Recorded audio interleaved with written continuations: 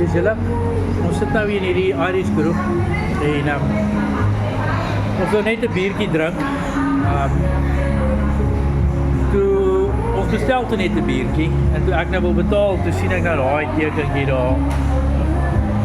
Nie boonsteen nie, die ondersteen. Wat sê jy moet 1000 Thai baht hier spandeer voordat jy kan betaal. Ja, Elisa is kwaad want sy wil nou uit die aard van die saak nie so baie wyne goed gekoop het nie, maar ek koop toe nou maar vir my net 'n bier en toe het ons nou oor op hierdie budget, wil ek amper sê, want jy kan nie uit sonder nie. Ag, dit is nie so baie nie, deel het maar teer 2, so sê maar R500, dis okay, jy weet, so toe bestel ek toe nou vir my 'n pizza en was ek nie bly oor dit nie, hoor. Dit het toe eintlik baie goed uitgedraai, die hele ding.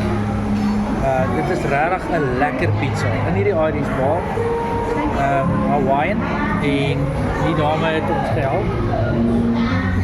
Weet jy waar sy nou nie, daar sy hello to my friends.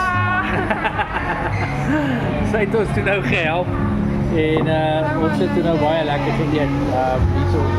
Ag ja nee, dis nou snaaks en alles, maar is alle baie lekker gewees, regtig.